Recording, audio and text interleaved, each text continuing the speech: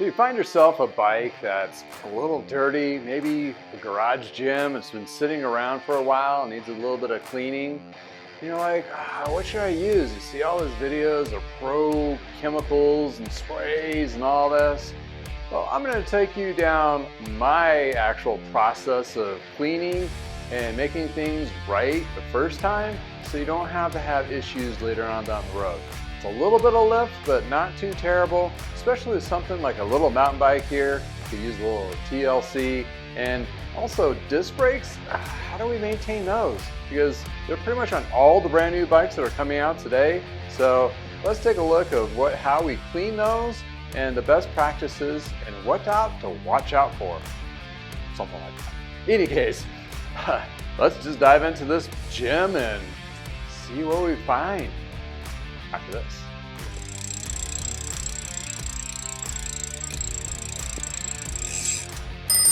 Welcome to I Know a Guy Bicycles, hanging out with the guy. Hi, I'm Justin the Guy. Obviously I have a garage shop. Take scary out of used, one bike at a time. If you want to be kept up to date on latest projects and topics, please like and subscribe.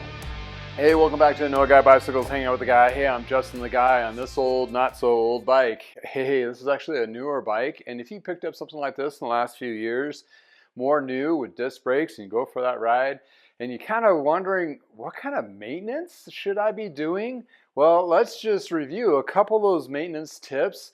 You know, after a couple good rides in the mud and what have you, there's a few things you can do to prolong the life of the actual drivetrain, better braking and that kind of thing, the TLC.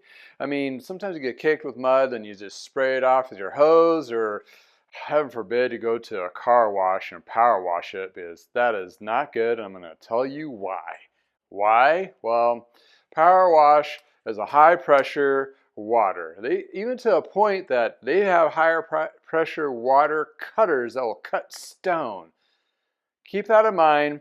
Bikes have seals on them, and behind those seals is the layer of grease and ball bearings. Those ball bearings, if they get compromised, which is your hubs, your bottom bracket, and your headset, will become toast. In addition to anything that's cable actuated, like your shifters or brakes, that water can get pushed up into the housing and then start corroding and causing contaminant and basically cutting down the efficiency of your shifting and your braking. Not good either. So you want to be light and polite, like a light, somewhat strong mist of rinsing and maybe a little brush to kind of brush stuff off. But other than that though, that's about as intense as the high pressure that you want to do on your own personal bike. I know you've seen those videos of those pros going tearing up their bikes, washing them off. Well, guess what? Those are pro mechanics cleaning those bikes prior to completely disassembling and reassembling those brand new race bikes. Yeah, that's right. Race bikes that are $10,000 to $15,000 that are on the race circuit. All of us, about the other non-99% of regular riders out there that did not do the math right, the rest of us, 99%, not the 1%ers, actually have normal bikes. And normal bikes, well, they don't have high-end seals. They don't have pro mechanics working on them every time they go for a ride or a race. This is for you, the normal individual Joe, Joette, Joseph, Joseline, Justin, Jeffrey, Jacob. No, that's with a G, right? No, any case. Well, we're diving right into this guy. Okay, there's a few things you want to think about. Okay, you rinse the bike off, get the big mud clunks or whatever. We're talking about a mountain bike here. This can apply to road bikes, cyclocross bikes, kids bikes, whatever you want to do. This one has a front suspension with also disc brakes that are hydraulic. So there's a couple things we want to be mindful when we kind of take this thing apart. You're going to have to take it apart anyway at some point because you're going to get it flat, right? So you might as well learn how to do this now. So when you get out there in the field and go, damn, I need to do this and fix the flat and be able to get home because I'm like 10 miles into the wilderness because that's what I thought it was a great idea, and now I have to do this. So there's a couple things you want to do to be prepared for that, and by cleaning your bike in a stable environment and not 10, 15 miles away from anywhere, it's better to do this at home first. And that's actually your first leisure couple rides around the neighborhood or whatever, and you're like, okay, let's give this a little cleaning and a little fresh lube. Cleaning, polishing, and lube. What's that all entail? Well, you got some normal stuff at home already you can use. I'm going to be using some more of the professional grade products, but I will plug in non-sponsored by your normal household stuff. So let's just dive into this and figure it out. Well, yeah, let's just start.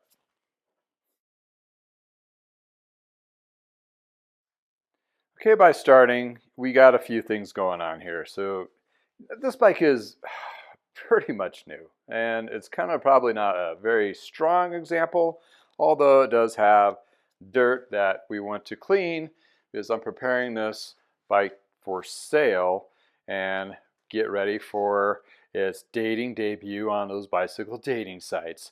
But in any case, we're going to dive into cleaning the frame, and we got like this dust stuff we want to get away. And how do you get into all this without driving yourself crazy? Well, I'll show you a couple tricks. And here we have the cassette. It's pretty dry. Dust on the chain. Oh, look at that derailleur. I can use some little bit of leveling too. So without stripping this down and be a professional as a mechanic would put this all in the ultrasonic cleaner, we're just going to clean a lot of this on the bike.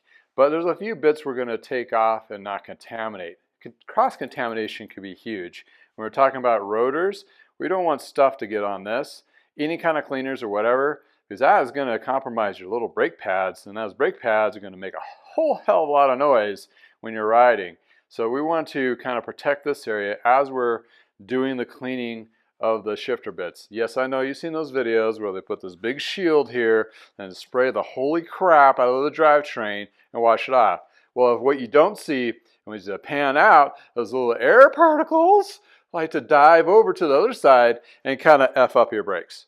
So without doing that, well, we're going to take the brakes apart and clean those to a micro level, and not a micro level, sorry, and more of a easier, normal person can actually do level. So without further ado, let's start taking this thing apart.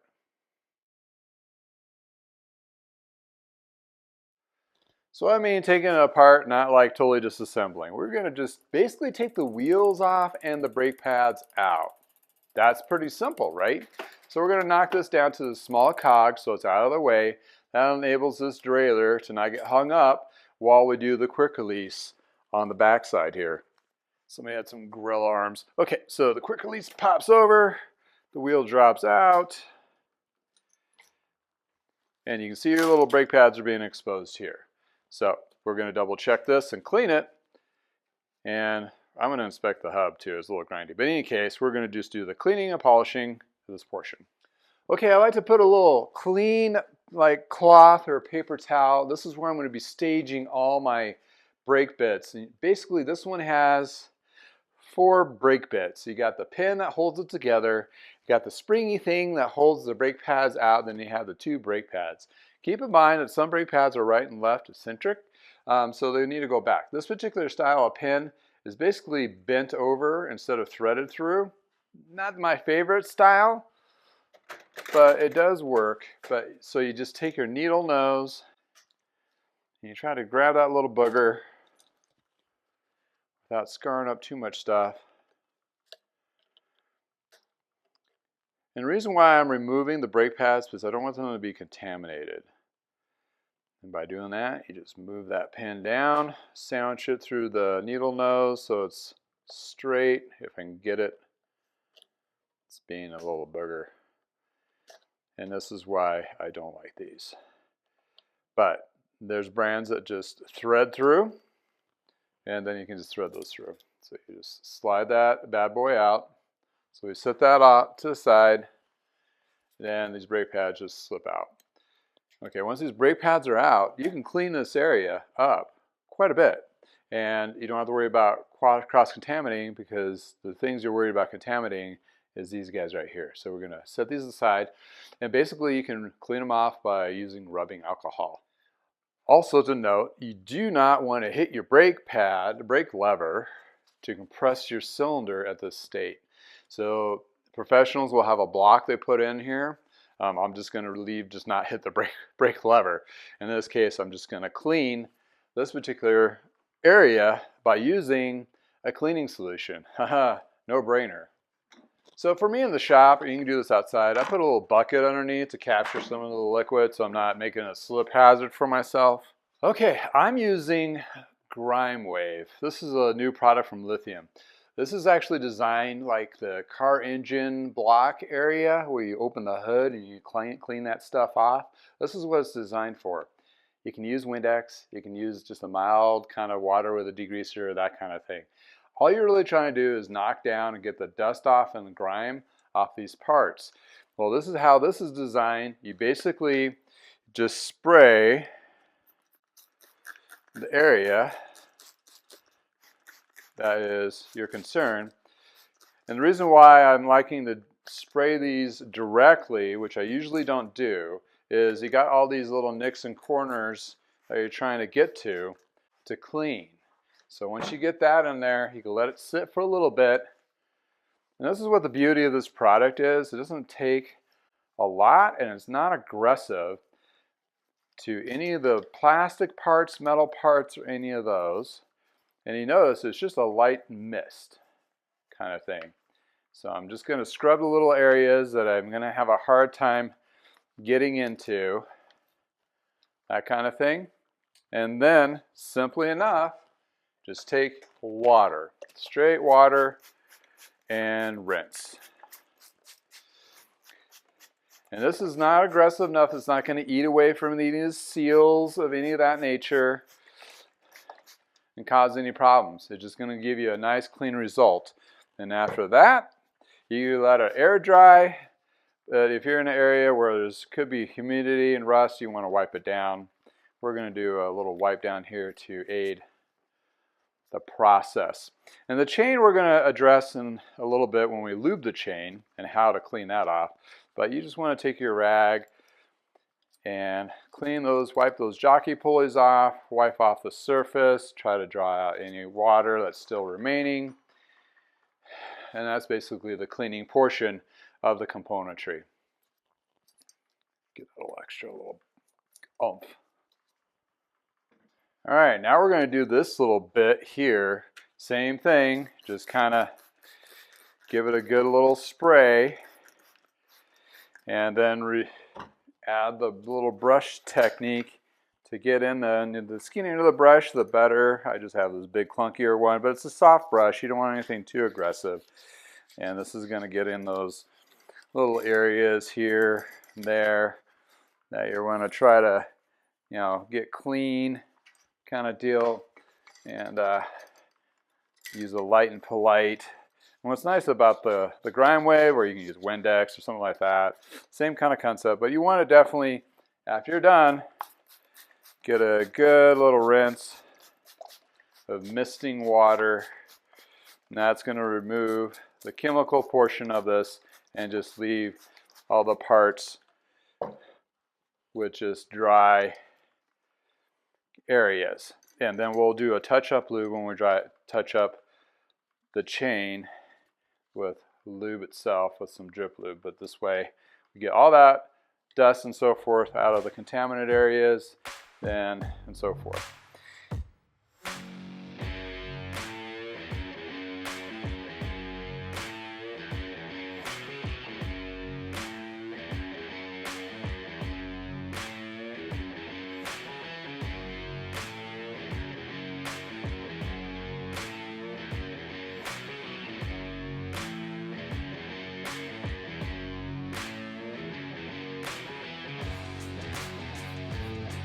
Alrighty, so we use the cleaning agent, a light and polite one. Grime Wave will leave the areas looking pretty good as plastic parts, metal parts, and that kind of thing. That's how it's designed, because your engine block is full of all those mixed materials. It's a really good cleaning agent with the spray on there, and it's not aggressive to the point to cause any damage. And you rinse it off water and boom, you have yourself a pretty good result without any additional polishing, which you can still do, which I still suggest doing with either lighter kind of spray polishes, or I've even seen people do pledge, but anything, if you got a particular car style polish, It's going to have a little bit of UV protection in it because obviously cars are out in the sun quite a bit, and that's going to help some of your plastic bits from fading, some of the metal anodizing from fading as well. So what we're going to do now is going to take a little rag, completely clean, with some rubbing alcohol, and that's where I'm going to basically wipe down my dirty brake pads. And you can see right out of the bat, boop, super dirty. So once we get those cleaned off, and what I do is I clean the brake pads off with this pad, and then you can wipe your rotor down as well. Make sure you're not using a contaminant part, and this is just getting those, you know, built up dirt, and it's going to happen, that kind of thing. And I like to clean the springs as well. Then you take the cleaner part, obviously, of your cloth and just wipe it down the rotor, and you're actually getting that good layer of dirt off of there.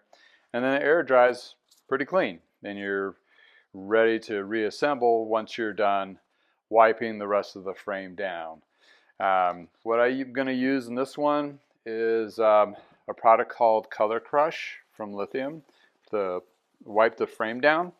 And what that does is cleans, and it has a layer of protection.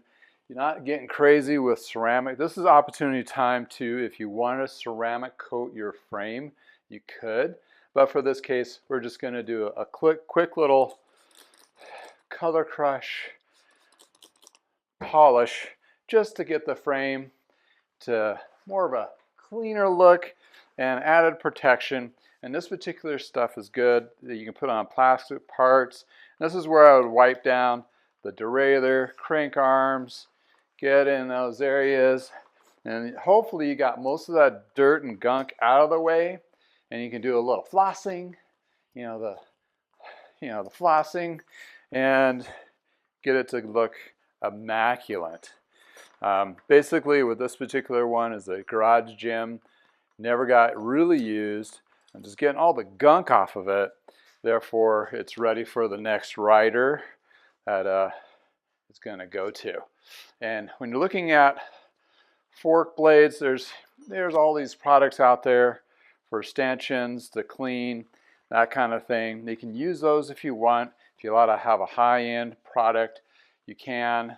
But basically what you're trying to do is get a good coating of protection. There's some seal protection out there too that you want to probably use for those particular fork extensions. Yeah, get this all good and polished up. And the cloth, you can floss the little areas, get them all nice and clean, that kind of thing. So yeah, bam, we got ourselves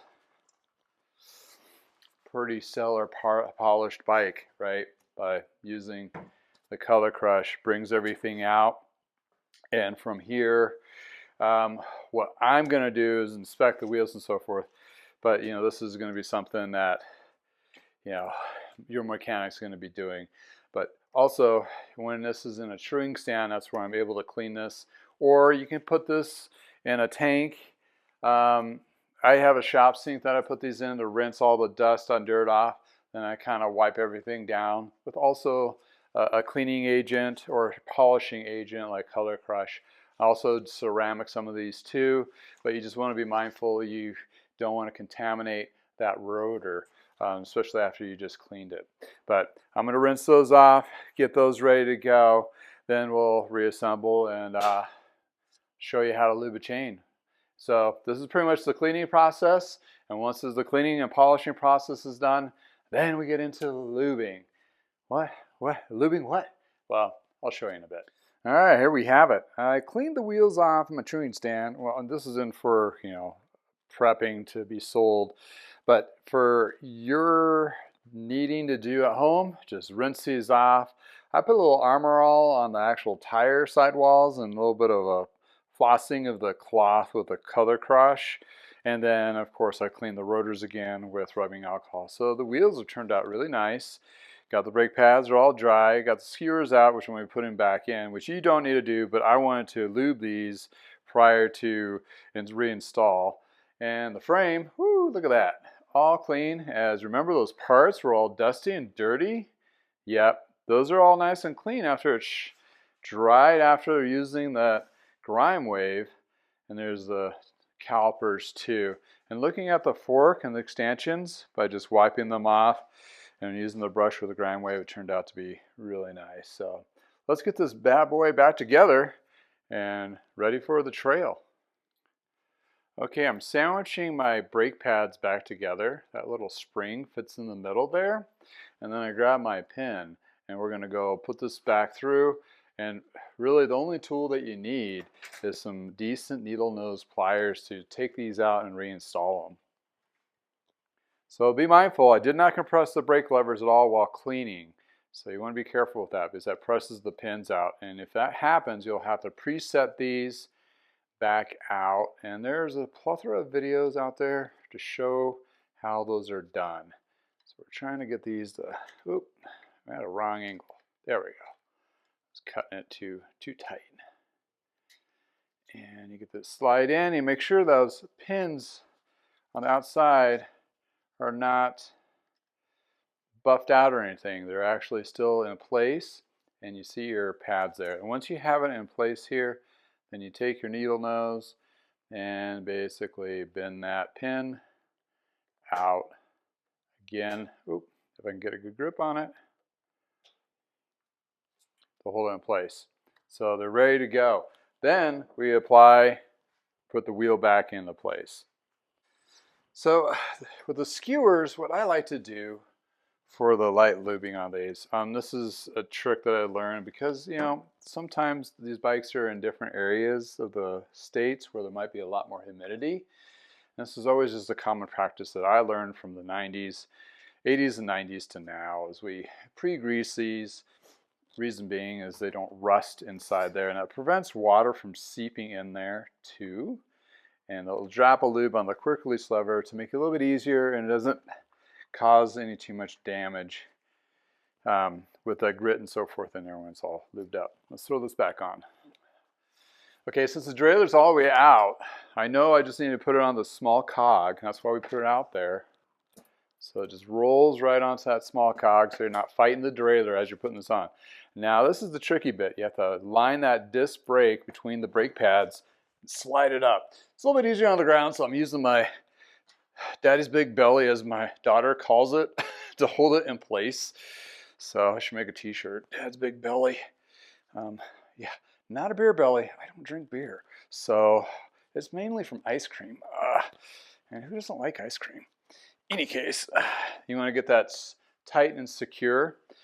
Then you want to run your wheel and make sure that brake is not rubbing.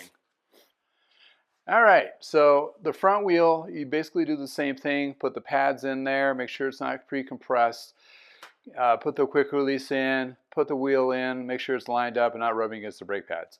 If it's rubbing against the brake pads, you'll have to watch several different videos how to readjust your specific type of disc brake. I'm not going to go on this one because there's like 10 to 15 different types of disc systems out there and different vintages. So you want to be mindful of that. We're just going to cover, get it in there straight and call it good.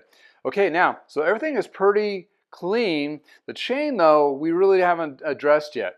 Why? Because I was not going to strip the chain and put, then try to re-lube it. I'm using the lube to actually flush out the old dirt. Granted, this is not a super gunky chain, it's fairly dry, so that's a win there. If your chain is really gunky, you may want to take it off and put it in some solvent to really clean it out. Ultrasonic cleaners work well, that kind of thing. I don't know if this one has a quick link, but if your chain has a quick link, that makes it a lot easier. And if it doesn't, then you'll have to use a pin dry, a chain tool for either or, most likely to get the chain off. In this case, you don't want to do that. Or you can use those chain cleaners. I'm not a huge fan of them because I don't get them super clean, but you can use them. And that puts it like on the chain itself and rubs it out. But on this particular situation, we want to aim for the middle. And yes, I'm using WD-40 wet lube. It has a very, very manly smell, for like Old Spice for mechanics. I'm using this one because it has a drip applicator that you can see. In addition to, this is designed for bicycles, WD-40. Don't use your regular WD-40. And the thing is light and polite with any lube that you're going to use. So where you want to lube it? Well, let's not start here. Let me show you where you need to start it at. You knock your gears up to the big one in the back and knock it down one gear down. Right there. Then you take your front and make sure it's on the big ring on the outside. Why are you doing this? Well, you're taking that chain and whoop, you're making it at an angle, and you're actually forcing all these rollers to open up. Open up for the lube. And yeah, that came out really bad. In any case, the lube is supposed to drop in there and flush out. It moves. It likes to push through things, right? Like oil, grease, all that kind of thing.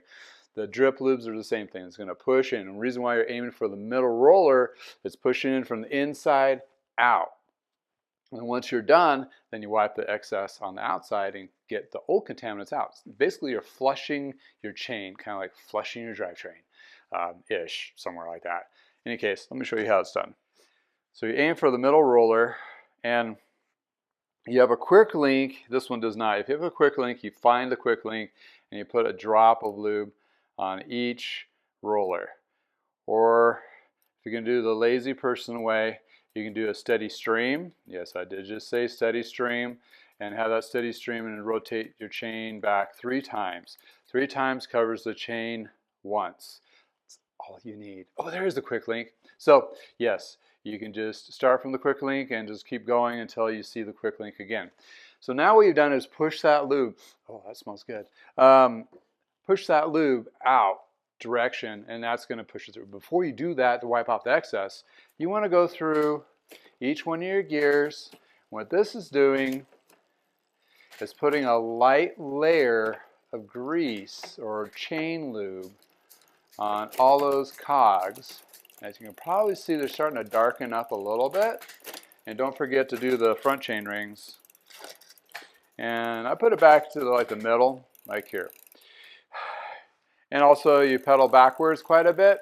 What that is doing is also massaging that lube into all the roller bits and pushing out. And also you're putting a nice little layer of grease on the cogs, not too much, just enough to aid that chain to go up and down. When you're at this point, it's time to remove the excess.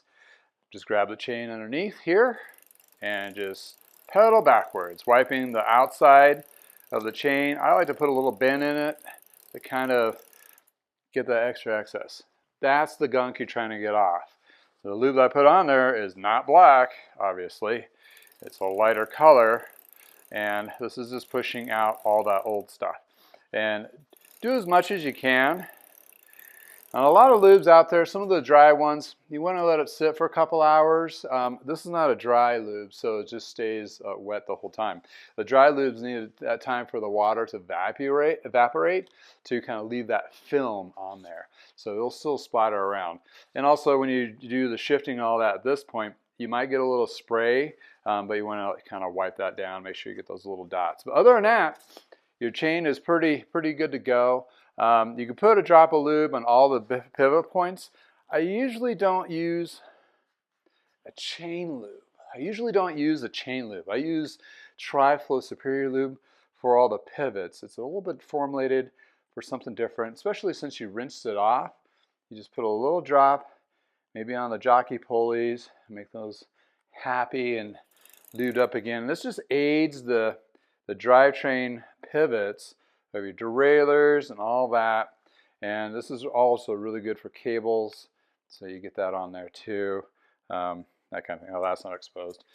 In any case, that's basically lubing your drivetrain 101. That will prevent or slow down the wear and tear of the drivetrain. This is your standard lube drivetrain. If you wanted to do a waxing, you can change the chain out to a pre-wax chain or chain the existing or wax the existing chain. And that's kind of a different process. You don't use drip lubes on those at all. But it does have a lot of benefit to it, but it's a bigger lift and a lot of different training in a sense of maintenance and that kind of thing. But other than that though, we're pretty much done with the drivetrain and it's ready to go. That's basically 1 cup of coffee's worth of work.